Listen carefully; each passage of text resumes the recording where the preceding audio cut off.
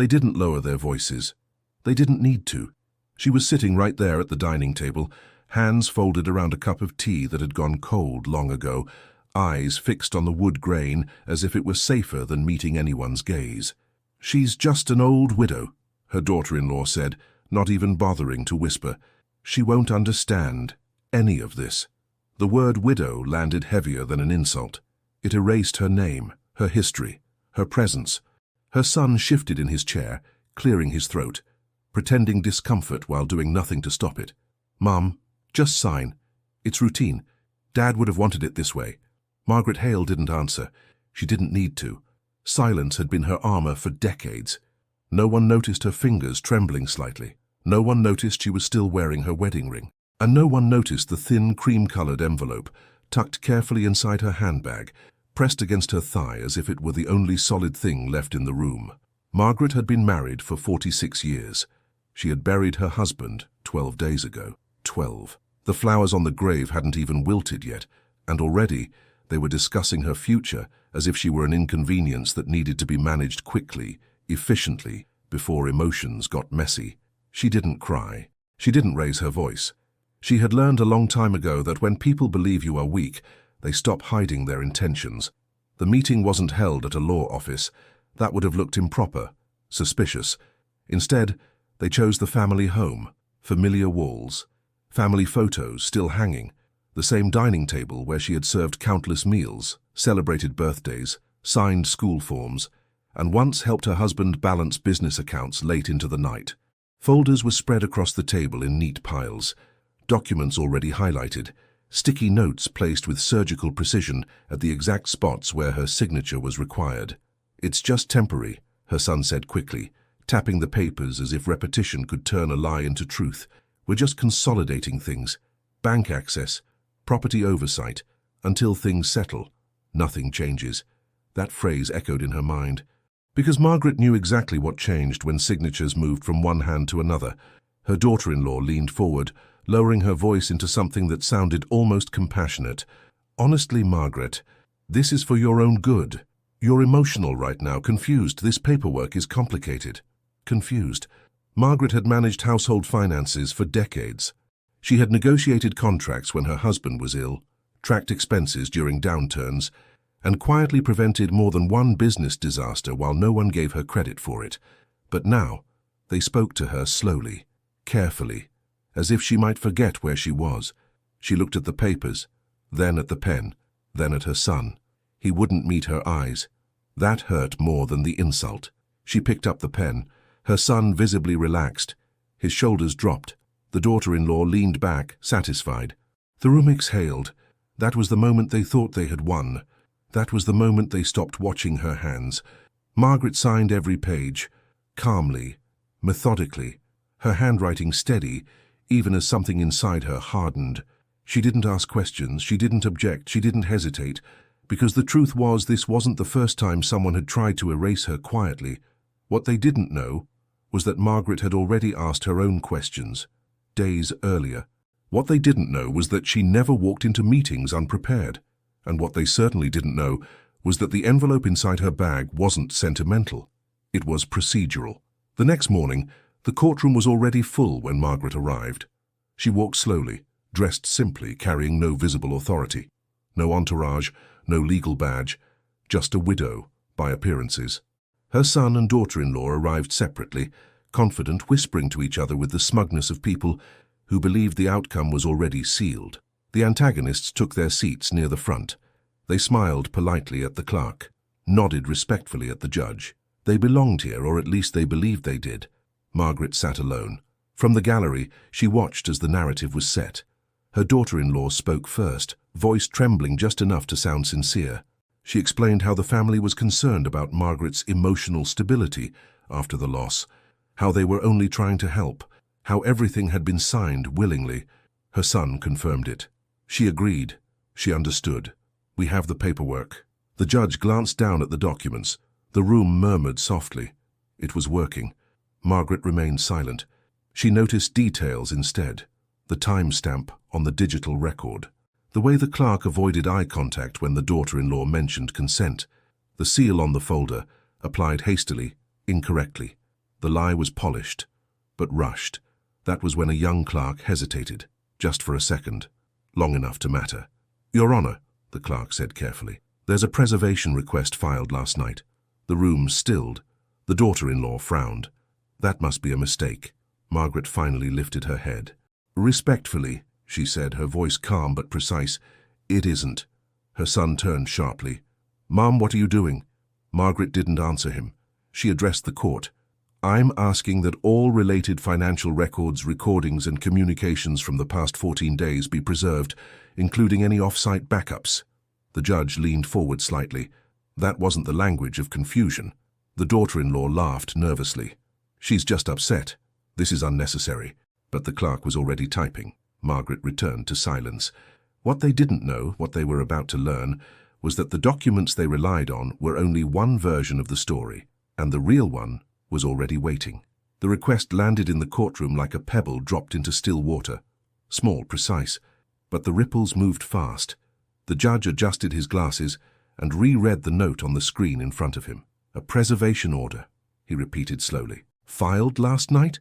"Yes, Your Honor," the clerk confirmed, time-stamped at 11:47 p.m. Margaret's daughter-in-law let out a breath that sounded almost like a laugh. "This is getting ridiculous. She signed everything willingly. We're here to finalize a simple administrative transfer." Her confidence was rehearsed, every word placed carefully.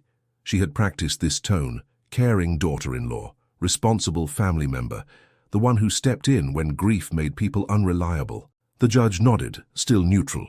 "Mrs. Hale," he said, looking at Margaret, "do you contest the validity of your signature?" Margaret didn't answer immediately. She let the silence stretch just long enough to make people uncomfortable, long enough for eyes to turn toward her, long enough for her son to shift again, that same nervous movement he'd had at the dining table. "I'm not contesting my signature," she said calmly. "I'm contesting the circumstances under which it was obtained." Her son stood up halfway from his seat. "Mom," she raised one hand slightly, not in anger, in control. "I signed," she continued, "but consent isn't just ink. It's understanding and context." The daughter-in-law leaned forward, voice sharpening just a little. "Are you saying you were coerced?" Margaret met her eyes for the first time. "I'm saying the truth has layers, and we've only looked at the top one." A murmur moved through the gallery. The judge tapped his pen once against the desk. "Proceed carefully, Mrs. Hale." That was permission, not to reveal, but to prepare the ground. The daughter-in-law recovered quickly. She smiled again, warmer this time, as if indulging a child. "Your Honor, with all due respect, this is grief talking. My mother-in-law has been through a terrible loss. We're only trying to protect her interests." Protect, another word that erased. Margaret noticed how the judge nodded almost imperceptibly.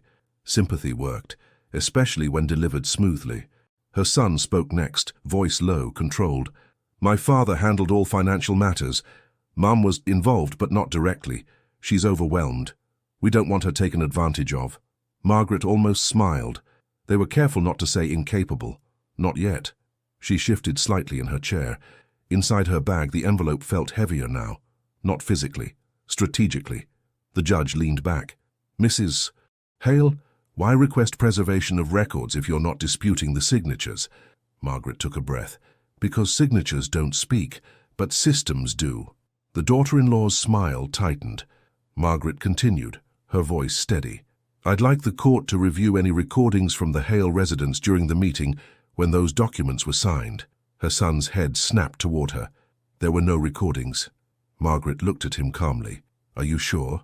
He froze. That single second of hesitation was almost invisible. Almost.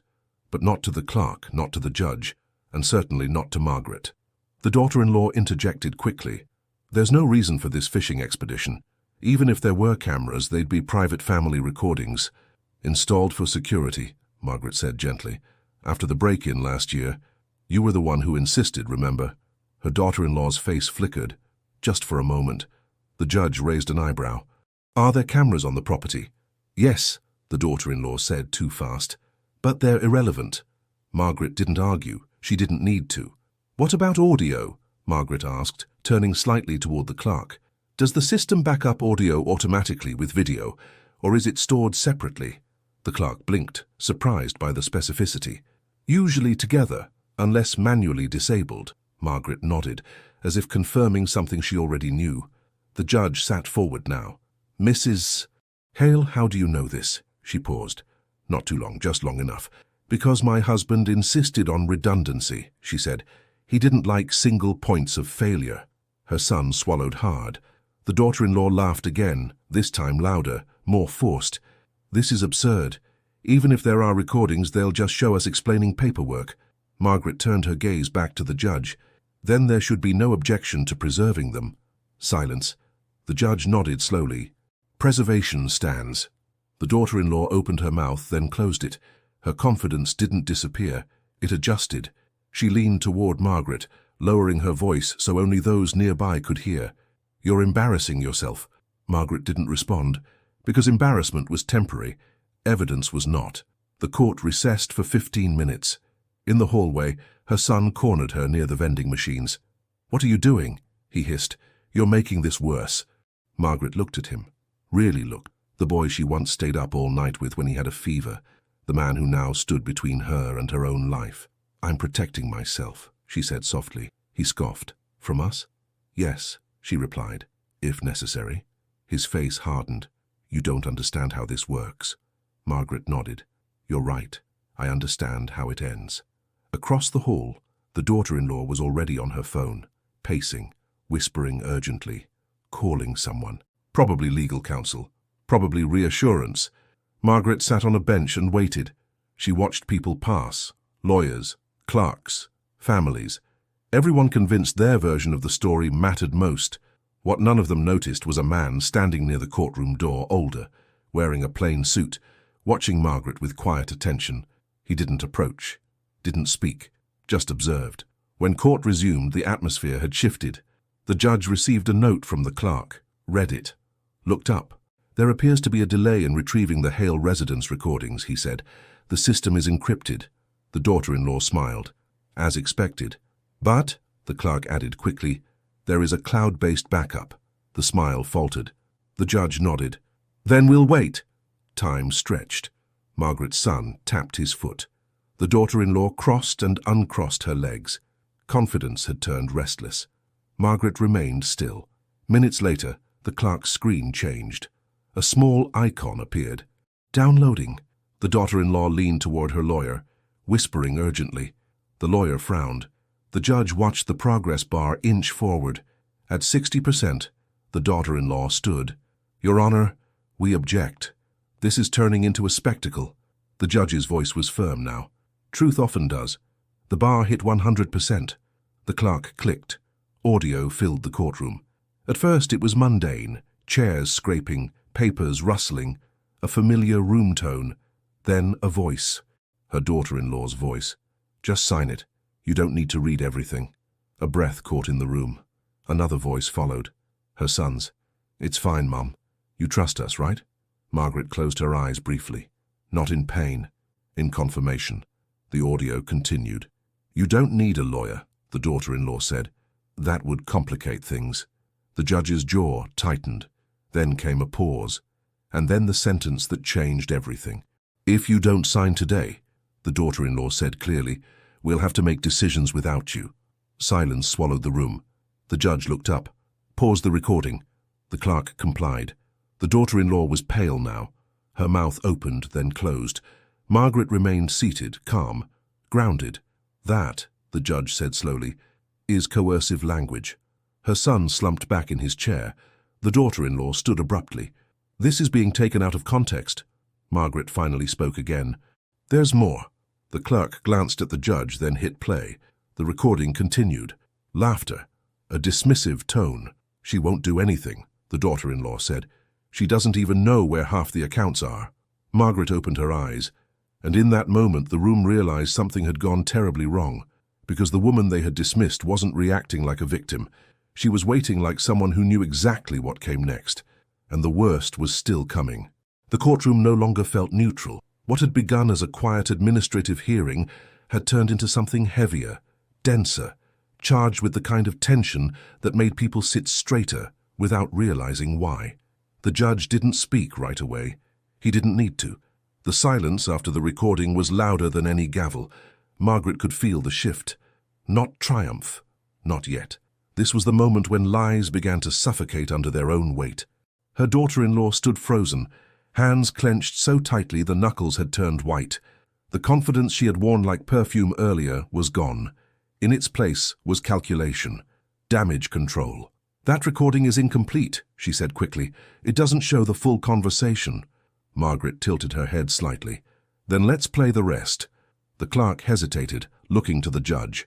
"Proceed," the judge said. The audio resumed. There was movement in the recording. Footsteps, a chair scraping closer, then a lower voice, almost playful. "No one needs to know," the daughter-in-law said. "We'll tell people you agreed. Who's going to question it?" Margaret's son laughed softly. "She won't fight it. She never does." A murmur rippled through the gallery. Margaret felt something tighten in her chest, but she didn't react. Reaction was a luxury. Control was power. The judge raised his hand. "Stop." The clerk complied. The judge's gaze moved slowly from the screen to the two people seated at the front. "This court takes coercion very seriously," he said, "and misrepresentation even more so." The daughter-in-law swallowed hard. "Your Honor, emotions were high. People say things they don't mean." Margaret spoke before the judge could respond. "There's also documentation." The room stilled again. Her son turned toward her sharply. "What documentation?" Margaret reached into her bag for the first time since entering the courtroom. The envelope slid out smoothly, as if it had been waiting for this moment. She placed it on the table in front of her. Didn't open it. Didn't rush. "This," she said, "is a certified copy of a notice sent to my husband 6 months before his death." The judge leaned forward. "Notice of what?" "Of attempted unauthorized account access," Margaret replied. "From within the household." The daughter-in-law's breath caught. Margaret continued, her voice even. "My husband didn't confront anyone, he documented it." The judge gestured. "Clark." The envelope was passed forward, opened, scanned. The screen displayed a bank alert. Then another. Then an internal memo. The judge's eyes narrowed. "These access attempts," he said slowly, "originated from an IP address registered to the Hale residence." Margaret's son stood up abruptly. "This is insane. I don't even handle that stuff." Margaret turned to him. "No," she said, "you didn't." The daughter-in-law's lawyer shifted uncomfortably. The judge looked back to the screen. "There's more." "Yes," Margaret said, "there always is." She took a breath. This was the moment where people usually expected tears. Confession. A breaking point. They underestimated her again. "My husband believed in preparation," she said. "He also believed that power should never sit unobserved." The judge raised an eyebrow. "Go on." Margaret nodded toward the clerk. "Please display the appendix." The clerk hesitated. "Which one?" Margaret met his eyes. "Appendix C." The screen changed. A list appeared. Dates, times, file names. The gallery leaned forward. "What am I looking at?" the judge asked. "A secure archive," Margaret said, "containing communications between my daughter-in-law and a third party, a financial consultant." The daughter-in-law's lawyer stood. "Your Honor, this is highly inappropriate." The judge raised a hand. "Sit down." The consultant's name appeared on the screen. So did a familiar logo. The judge's voice was quieter now. "This firm is under investigation." Margaret nodded once. "I know." The daughter-in-law's face drained of color. The judge turned to Margaret fully. "How did you obtain this archive?" Margaret didn't answer immediately, because this was the moment, not the explosion, not yet, but the edge of it. "I didn't," she said finally. "My husband did." She paused. "And he didn't trust only one system." The clerk clicked again. A video feed appeared. The same dining room, same table, same paperwork. Only this angle was different, hidden. The daughter-in-law's voice filled the room again, clearer this time. "If she signs, everything's done. If she doesn't, we'll make her irrelevant." The judge leaned back slowly, exhaling. Margaret's son sank into his seat, staring at the screen as if seeing it for the first time. The daughter-in-law whispered, "This isn't possible." Margaret turned to her. "It is, and it's admissible." The judge nodded. "Very much so." Then the man Margaret had noticed earlier stood up. He didn't rush, didn't announce himself loudly. He simply said, "Your Honor?" The judge looked up. Recognition flashed across his face. "Yes," he said carefully. "Mr. Crowell." The gallery stiffened. Margaret remained still. "I wasn't planning to speak today," the man continued, "but given the circumstances, I think it's appropriate." The judge nodded once. "Proceed." Mr. Crowell turned slightly toward the gallery. "For the record, I am a senior investigator with the Financial Integrity Commission." The room inhaled sharply. Margaret's daughter-in-law staggered back a step. Mr. Crowell continued calmly. "Mrs. Hale contacted our office months ago, quietly, not to file a complaint, to provide information." The judge looked at Margaret, something like respect beginning to form. "She didn't ask for intervention," Mr. Crowell said. "She asked for oversight." The daughter-in-law's lawyer whispered urgently to her. Margaret spoke again, her voice steady but carrying now. "I didn't want revenge," she said. "I wanted accountability." The judge nodded slowly. "And you understood exactly where to apply pressure." Margaret didn't correct him. "Because pressure was what collapsed structures built on lies." Mr. Crowell gestured to the screen. The consultant in question advised preemptive asset transfer, leveraging grief and isolation. "We have recordings, emails, instructions." The judge closed his eyes briefly. "This court will order an immediate freeze on all assets transferred under these documents," he said, "and refer this matter for criminal investigation." The gavel came down. Once. The sound echoed like thunder. Margaret's son put his head in his hands. The daughter-in-law whispered something unintelligible, then sank into her chair.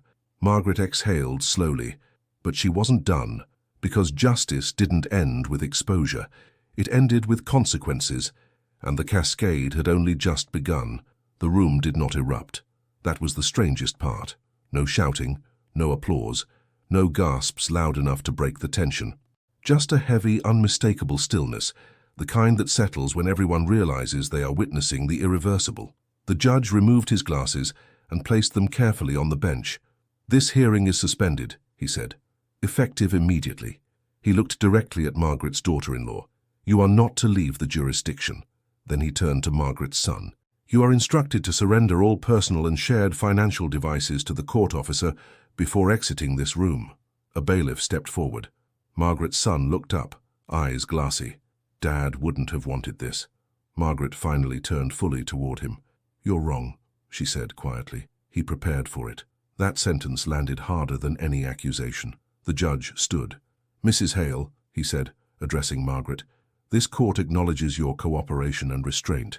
You may step forward." Margaret did. Her steps were slow, deliberate. She didn't rush toward vindication.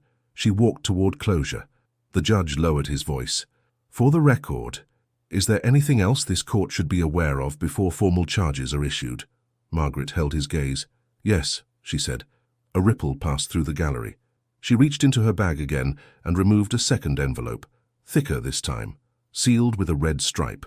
"This is a directive," she said, "dated 2 weeks before my husband's death." The judge took it himself. As he read, his expression changed, not to shock, but to recognition. He looked up. "This bears the seal of the Oversight Council." Margaret nodded. "My husband was not just a businessman." The room leaned in. "He served as a confidential auditor," she continued, "for institutions that believed their authority placed them above scrutiny." The daughter-in-law's breath hitched. The judge straightened in his chair. "You're saying he wasn't just protecting family assets?" "No," Margaret said. "He was protecting systems." Silence followed, thick, electric. The judge looked at Mr. Crowell, who nodded once. "This court will adjourn," the judge said. "All proceedings from this moment forward will be consolidated under federal jurisdiction." The gavel came down again. This time, it didn't echo. It settled. Court officers moved swiftly. Devices were collected. Phones sealed in evidence bags. Papers removed from trembling hands. Margaret's daughter-in-law tried to speak. No one listened. As the gallery emptied, reporters flooded the hallway. Cameras clicked. Voices overlapped. Margaret walked through it all without stopping. She didn't lower her head. She didn't raise her chin. She moved like someone who had already carried the weight and finally put it down. Outside, the winter air cut sharp. Mr. Crowell caught up with her. "You never told them who you were." Margaret smiled faintly. "They didn't need to know," he hesitated. "But they will." She looked out at the courthouse steps. "Yes," she said. "Now they will." Within hours, the story broke, not as gossip, as record. High-level financial manipulation exposed in probate case. Widow's evidence triggers multi-agency investigation. Senior consultant arrested following courtroom revelation. By nightfall, the consulting firm had suspended operations. By morning, warrants were issued. Margaret's daughter-in-law was charged with conspiracy, coercion, and obstruction. Margaret's son resigned from his company before he was forced out. The house, the one they tried to take, was placed under protective order. But the most devastating consequence didn't come from the law. It came from exposure. People began to talk. Former employees, former partners, former victims who had believed silence was safer. And suddenly, it wasn't. 6 months later, the house felt different. Not quieter, clearer. Margaret stood in the study where her husband used to work. The shelves were the same, the desk untouched. On the wall hung a framed certificate, simple, unassuming. She had never displayed it before, now she did. It bore no grand title, just a seal and a line of text. Authority exists to serve truth, not hide from it. The doorbell rang. Margaret opened it to find a young woman holding a folder. "Mrs. Hale?" she asked. "Yes. I'm with the Oversight Council. I've been assigned to your case." Margaret nodded. "Come in." The woman hesitated. "I just wanted to say, what you did changed how we handle these investigations." Margaret smiled gently. "Good." The woman hesitated again. "People thought you were just a grieving widow." Margaret met her eyes. "That's how power hides," she said, "in what people choose not to look at." Later that evening, Margaret sat alone at the dining table. She poured a cup of tea. Let the steam rise. She didn't toast victory, she didn't mourn loss. She allowed herself one quiet truth. They thought she was invisible. They thought grief had weakened her. They thought authority lived in loud voices and confident lies. They were wrong.